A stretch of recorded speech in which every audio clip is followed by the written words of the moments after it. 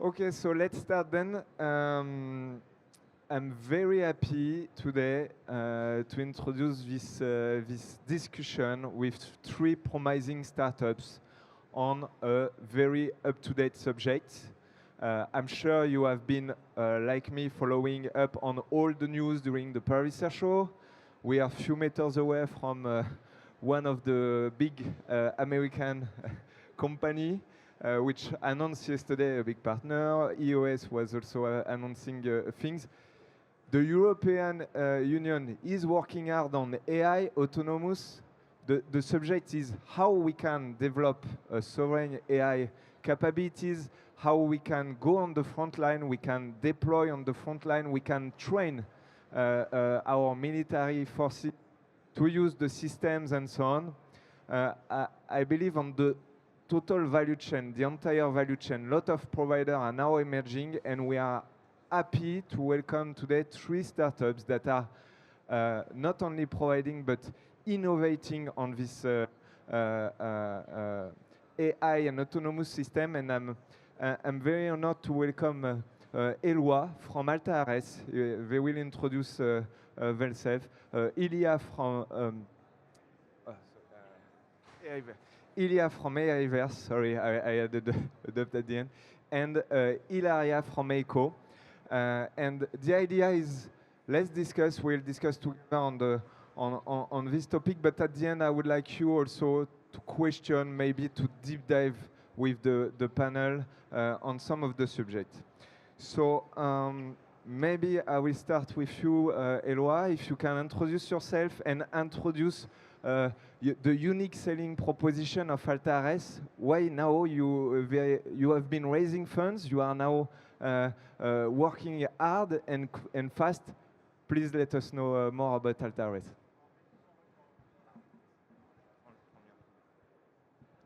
Thank you so much, Starbucks, for having us and to have this panel. I'm Eloi Delors. I'm the right arm to Adrien Canter, who's the founder at Alta Ares. We're a very young company, founded 1.5 years ago, almost on the field in Ukraine, I would say. This is why we started, because we noticed that drone operators in Ukraine were facing so much cognitive overload flying drones that we were in the need to have technology help them, and I think AI is a great answer to that. We've been developing solutions for onboard AI on drones, edge computing, as well as a machine learning platform to train our models. I guess we'll come back to that in the discussion. But yeah, we've been operating with the forces almost from day one. We're deployed in Ukraine right now. We've also cooperated with NATO forces. We just won the Innovation Prize on our work on trajectories prediction for glide bombs, which is a big topic right now in the war. And very happy to be here and to discuss this very important mission that I guess we all contribute to bring AI to defense in Europe. Thank you, and congrats for this prize with NATO. Ilya, could you introduce yourself and AIverse? Yes, and I can have some slides also. Please use and demonstrate. Yeah. Hi, I am Ilya Ostrovsky. I am from AIverse. I'm originally from Ukraine and have family there, and my cousins are serving now in the army, so I get in some updates. I am representing AIverse, a company from France. AIverse exists already like 3 years, but we started to develop our solution, to sell our solution just last year, and we have already like French Army, Thales, Safran, and some other companies that operate in Ukraine. So we are solving the big problem of defense data. So Vision AI heavily depends on the training data. Alta Ares can confirm that. There is also a lot of real data now coming from Ukraine, but it's still not good enough because something new comes up every time, and you need data to train this new stuff, new drone, new camouflage. You need to train a lot of data, and you don't want to miss the target, the threat, and you really need to have high accuracy on your AI.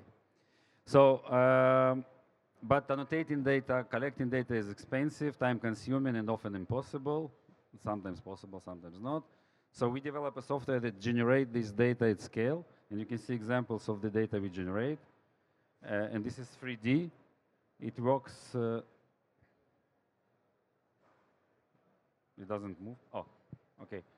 So we have an engine that the user comes to the GUI and can generate data, can choose what he wants to see in the scene, and practically can generate any scene possible. And it comes already fully labeled, so it's ready to train. It's ready to be trained by AI, and when it's in 3D, we have a lot of information to provide to AI, much more than just real data, because we can provide 3D, skeletons, etc.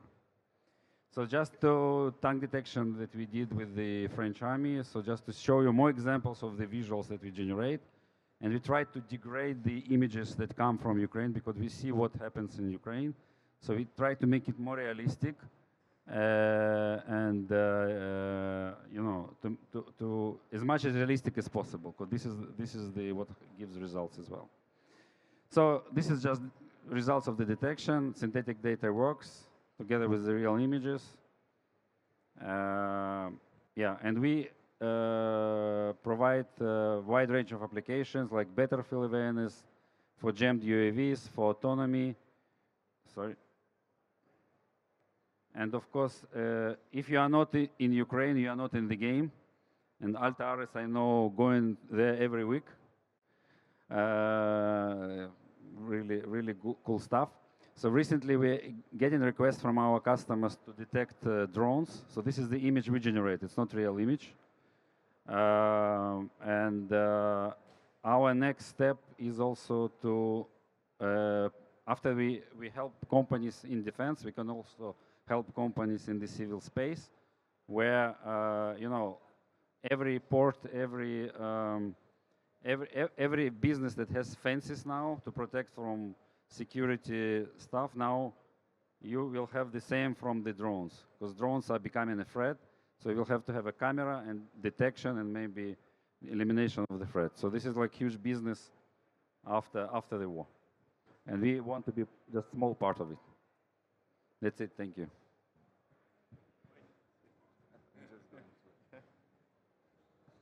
Thank you, Ilya, for this introduction of AI. Very interesting. And last but of course not least, I'm very happy to welcome Ilaria. And I please let you introduce yourself, maybe also your background, which is quite impressive, and what EICO is doing now in providing, please. Hi everyone, my name is Ilaria Snelly. Thank you so much. I would like to thanks to the organizer for having me in this panel, and I would like to congratulate this two nerd in space and defense for their work. So congratulations for their work. My name is Ilaria Snelly. I work as a senior business developer in EICO. EICO is a company specialized in AI and automation for space applications. The aim of the company is to automate the entire pipeline of satellites, from ground control center, these satellites, and the intelligence of the satellites. So there's very smart application that the satellites can do in space. And so here we go. The company was founded in 2017. I was hired back in 2021. We were 15, and now we are 65, and we are growing. We had 2 offices, one in Italy, the headquarters, one in France, in Toulouse, and we are going to open up a new one in the United States this year. So the company is growing, is booming, and we are just a software company. We don't do anything else. And this, I guess, is the powerful, because you need people in the space arena specifically. They are highly specialized in AI and automation, period. We don't do A, B, C, D, and such and such. We're just doing that. We are just very nerd in AI, and I'm very happy to be here so that I can share more about what we do. Thank you. Thank you very much. So, 2 things in your introduction. First, I'm very happy to see that your startup are growing and growing fast, and this is something in AI we can see. And if I take the hat of an investor, I know that there is huge interest now to invest and the exit potential and so on. And what we are seeing is moving from 10, 20 person to 60 people and so on. What also I've noticed is you are working quite well on the data set, realistic data, providing real data to train the models and so on. So, and the deployment phase, which was linked to my introduction, so thank you, even we didn't coordinate on that, but the introduction is actually how we deploy on the front line.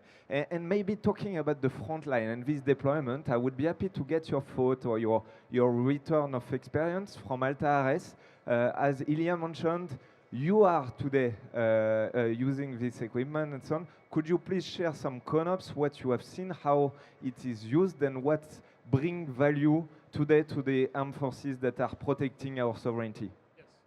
Well, I guess Ilya said it well. If you're not in Ukraine, you're not in the game. The war is happening, whether you will like it or not, and we need to be there to help the people.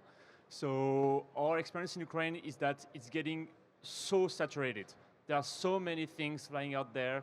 People are printing 3D drones from 3D printers, buying electronics from Amazon, making things fly that cost 300 euros. There are thousands of them flying. And where you are a drone operator, there are so many things you need to focus on. Just, I don't know, some of you fly drones here. It's quite technical. If you try with some wind, it's quite hard already. If you had all the space saturated, it's very hard. And then you still need to make the detection of military material because that's why you fly drones, right? Or maybe you want to, just target something. And so our experience in Ukraine is that our technology helps so much the attention span of droners to just realistically spot the piece that were missing because they could not focus enough. Often we will go over forest, there are a lot of forests in Ukraine, and there'll be a small thing moving. It's very small, it's a few pixels. And you've been sitting there as a soldier, it's been 10 hours sitting in front of the screen, you're very likely to miss that. And so we bring a technology that will identify. We don't help to decision. We're just a software. We don't, command shooting or anything, but we do inform the armed forces about what they see. And we have very good experience in Ukraine. We also train with NATO forces, with French forces. We're just back from a training with the DGA. And yeah, this really helped the soldiers to, be more focused, know what they see on the screen without needing to think too much, then analyze what the AI already processed for them. This is very useful on the field. Thank you, very interesting. Ilya, would you like to add anything maybe on the concrete ConOps you have seen also maybe?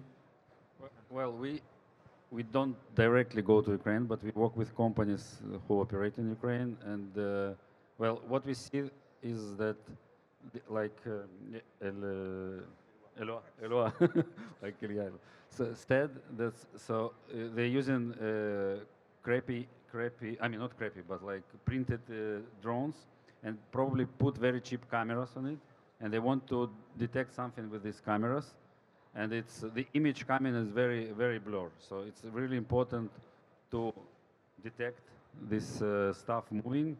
And for us, it's really important to be able to simulate this not good, very visible image, and to provide this data for the companies for Thank you. And so there is something that always come in mind when we are talking about Ukraine is the saturation. You mentioned that the number of autonomous drone flying over a kind of resilience and persistence on the front line, that's typically true, and especially with mass drone production and so on, it appears. But we have been discussing so far on the air domain, but also we can go a bit higher, and maybe Ilya, building on this air domain, how do you envision the role of the intelligence autonomy in the space domain? What are the challenge and the opportunity we can foresee for AI in space? If you can elaborate. Thank you so much. I'll try to be brief.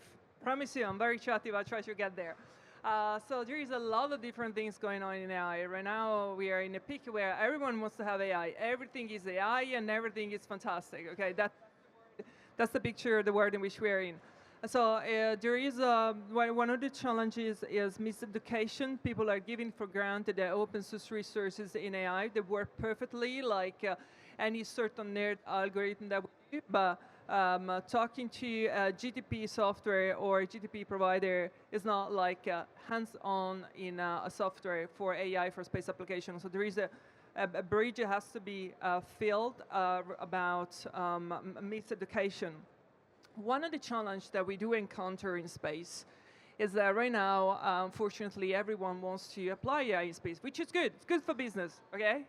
But launching satellites, it's not an everyday thing. Like, for example, there are a lot of satellites that we use Ion. Thank you. Okay. And we're Ion, they're already in space in years. So we cannot expect those satellites to perform like our computer for AI application because hardware needs to be compromised. So we need to meet a client expectation and the realistic performance of AI. So you cannot expect to have, for example, 10 years of satellites, if there is any, that can perform fantastic like a future constellation. That's not going to be possible. So one of the challenge aside meeting the client expectation in the AI performance would be procurement.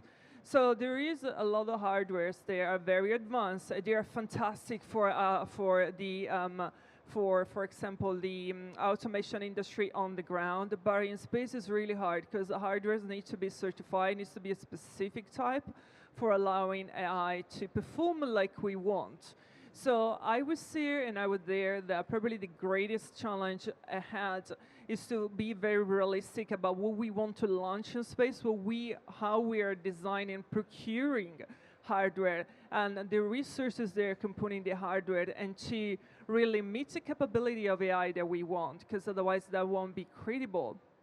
The other step that I think it would be great for the AI field in space is a new field that requires international collaboration, and there will be reliability, robustness, safety, security, trustworthiness, explainability. All of these seems like features, but those are huge fields within AI.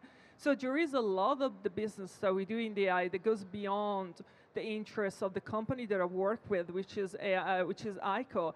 And it requires international collaboration because at the end of the day, we want AI to collaborate with different segments, with different infrastructure.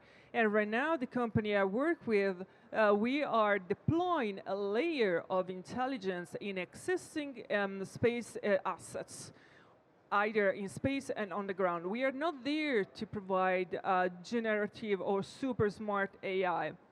They can do everything we want. We are heading there. But there is a space where we need to put our own efforts as company, and we are moving towards. But there is also need to have cooperation from the R&D, the university, the education, especially government, in understanding that AI is really a game changer for infrastructure, either on the ground, in space, and in the sky. Thank you. Thank you, and yeah, absolutely, and the link is clear. In your discussion, what you mentioned was about procurement. So procurement is also, if we just go a bit further, is about adoption from the military forces. We could discuss about that. And Eloi, you also mentioned about the number of data, number of equipment for a military officer that is on the front line. It means that you need to manage a lot. So this just make me think, where is the place of the human in the loop? At Visitez, there was a lot of discussion happening in terms of doctrine, where we should place the human-machine teaming, and how AI is reshaping the balance of control and oversight the tactical environment. Could you share your thought? Maybe we can start, it's for who wants, but we can start with Altares. Maybe if you have a view on that, happy to get your thought. Yeah, we do have a view, the view that the humans always come first and that we're just a tool for decision making. We don't do the AI to take decision in the field. We train models with a certain accuracy. Thanks to a lot of data, we can go up to sometimes 98, 99% of certitude about. So we identify military material. We say, okay, this is a tank, this is a T-80. Well, it's still 99% chance, so 1% chance that it isn't. And so we'll still need the operator to make decisions. And so with just a tool. Also for the data, to have good data, we need to collect good data. We need people to send that data. We're very, very thankful for the Ukrainian forces that have been collaborating with us since day one, sharing data with us to train our models, because that's how we build good models. But we need people to, know about the military stuff, to share with us. We also need the experience for the forces back and forth so we can adapt. So, I don't know, each time we talk about AI, there's this thought that, maybe it will replace human. We are so far from that in the defense, and that's good news, because that's not why we conceive those products. We conceive them to be helpful, but not to replace human. I can add something about procurement, maybe. I don't, Yeah, please. Yeah.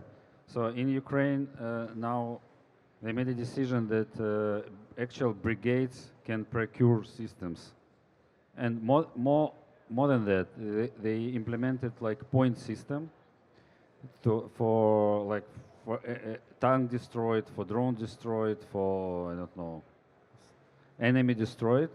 They actually gaining the points. And then they can use, the brigade can use these points to purchase new system, new technology. And that is why I think who is not in Ukraine, who is not near brigade to show the capability, to show how it works, will not be able to sell there. So this is what Altaris, I know, is doing, actually working very close to certain brigades. And that's why you guys are successful, I assume. Yeah, so I'm going to say, Mike, thank you so much. I'm going to recall a few things that they already said.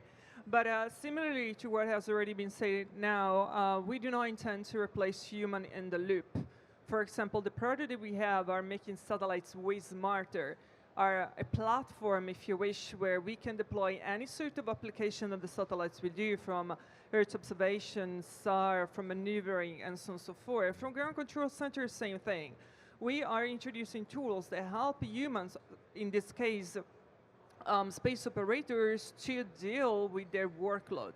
We are in a time where we are demanding so much from ourselves, and even more to machines, but we have to give them the tool for allow them to manage their workload. So there is no intent to replace the human right now.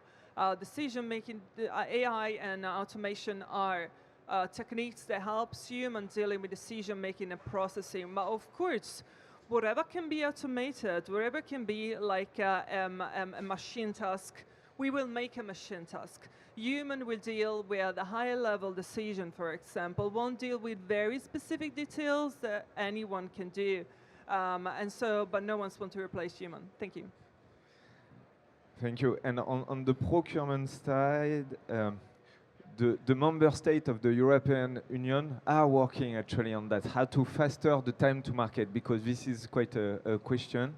And I mean, I know AI is a big question, but Sam Altman recently announced that the full knowledge of the people on Earth will represent only by 2035 only 3% of the total knowledge that will be generated by that time. So there is concern. But on military, I agree, we are still at the beginning. My question would be more on the technical side. I believe we are at an early stage of AI development. The roadmap is ahead of us. What are the key technology breakthroughs that either was an enabling technology, or do we need in the future in terms of maybe additional computing system or sovereign data cloud server? What do we need to make sure that we will have the right emergence of the startup in Europe? It's for all who wants to jump on that. So I don't know. You know this ChatGPT guy who invented? His name was Ilya Sutskever. So and I think in December he made a conference, and he said next thing for 2025. I think one of two things he said. One is we need more computing power to then, and then he said we don't, data is over. Like we have only we have only one internet, he said. So there is not much data exists. So the next big thing is actually synthetic data. We can train on synthetic data, and this is what we do. Okay, maybe I would like to. Anyone wanted to add on that, or maybe I would like to keep deep diving with you, Ilya, on this integration. How you support integrators by providing generated data for these companies. There is a notion of having a good data set and so on. How are you now positioning your company to provide such reliable data set and make that the development, the integration phase goes further and faster?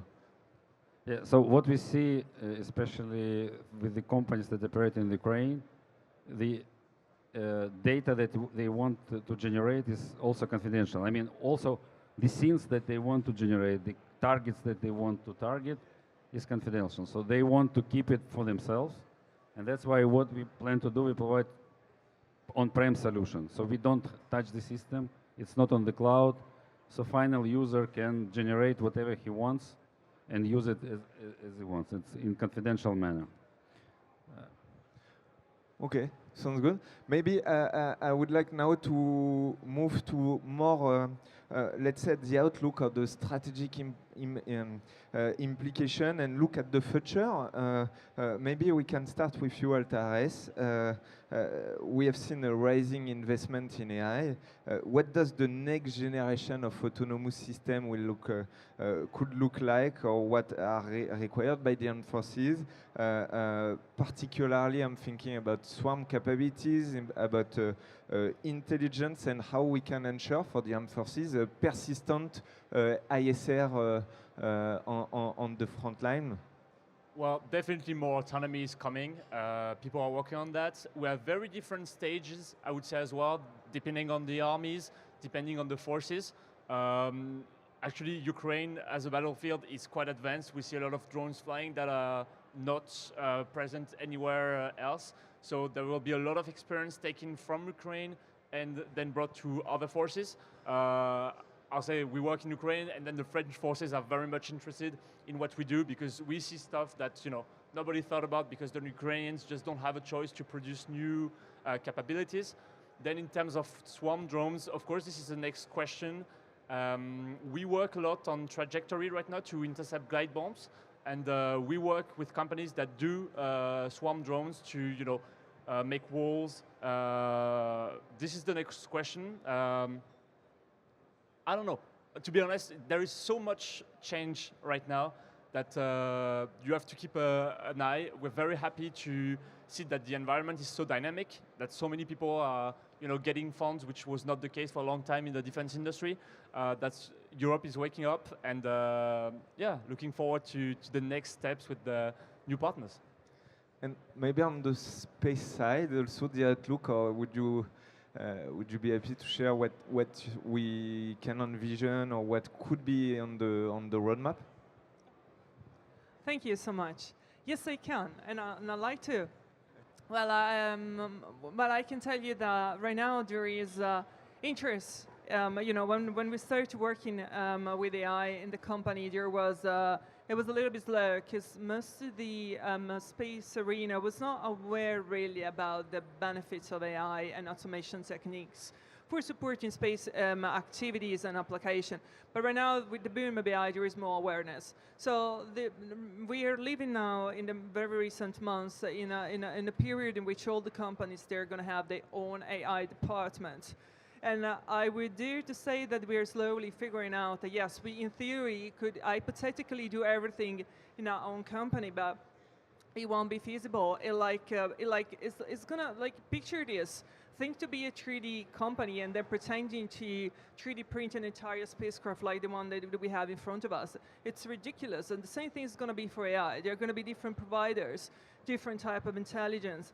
But then at a certain point, we had to collaborate together, and that comes to interoperability. That will be space. And that would be cross-domain, of course, between all the space segments, but at the same time between the user space, for example, space for defense. And this is, we have here an application of how defense apply to air domain, but it's also include defense as well. So there are different layers. There is the interoperability, I guess, is the future. The more we are able to define even guidelines or state or status of AI techniques that could be either replicable, adoptable, and used across different platforms, the better it's going to be. Otherwise, we'll end up being in a world where each of us will be a representative of an individual intelligence that will not be able to communicate with the other or to work with the other. But we had to come up with a digital intelligence that has to talk to different other intelligence and perform the task in a very collaborative way, almost meeting human performance. Thank you. You want to add something? We're talking about AI since the beginning, and of course data, as you said, Ilya, right away, is everything for AI models. And so I think also the next step is to integrate more data, and that is doing data fusion, mixing different sensors on the battlefield for us in defense. That is image, what we do right now, but also radar, acoustic, and all of that. So we are building at Altares algorithms to make that data fusion happen and to be able to collaborate, take the forces that have radars, other that have the drones, and just perform an entire analysis of the spectrum and be able to make real-time analysis more performant again and again. I fully agree, and data fusion is a big subject. Could be worth even to have a dedicated discussion on that, as the time is now for huge investment, huge development on that, and to provide an integrated situational awareness and in real time. I believe we reached the time. I didn't see the time went so quick, but maybe I can offer you a last word or something. We were talking about partnership and so on. If you have one word to convey, maybe quickly, if you want, or a closing word for that would be appreciated. Yeah, I'll kick off this. Well, first, thank you so much for staying. I know you're busy. There is a bunch of other different things that are distracting me from here that I'm a speaker. So believe me, thank you so much for your time. We are very welcome to be in touch with all of you. If you're interested in software and AI and automation, come and talk to me. Very happy to have a discussion with you. And thank you to the organizer and to the guest speaker for this lovely panel. Thank you. Yeah, thanks a lot for the organizing this. It was a great opportunity for us. I mean, we are partnering. We are already talking to Altares, and they're going to use our system and generate data. So I also was on your booth on Monday and talked to your guy. So probably you're going to use our data. So the partnership works, and I think this is the future. Also, what EUDIS does, matchmaking. Also, we are part of, for example, NATO Diana Accelerator, where we meet a lot of startups from defense sector, and the money that comes in will help us to defend our democracies. Hard to talk after you. Now, of course, we already discussed a lot together. Well, if you are near or already in Ukraine, please talk to us, but high chance we'll know each other already. And yeah, this is a great place to exchange. It's also very busy. You stop by, we say hi, we exchange 3 minutes, but then please write to us, let's set meetings, let's discuss, because we'll do that together or we won't. And very happy for us to speak in front of you. Thank you for your attention, and thank you, Starbucks, for the invitation. Thank you all. You will have the chance to meet them, because we can have a drink, something just behind you, okay, all together. So it's time to engage with the startup, also to share also your question, or we maybe have if you have few questions, we can handle before ending this session.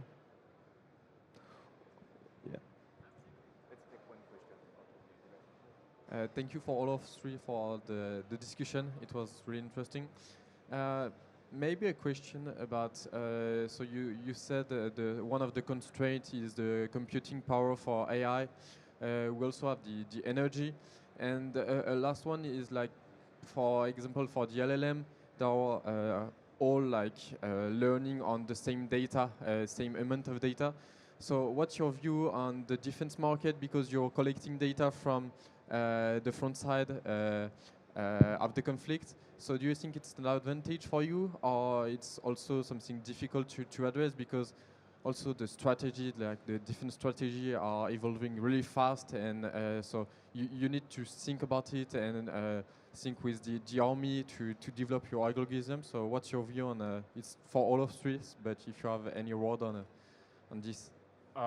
Yeah, great question.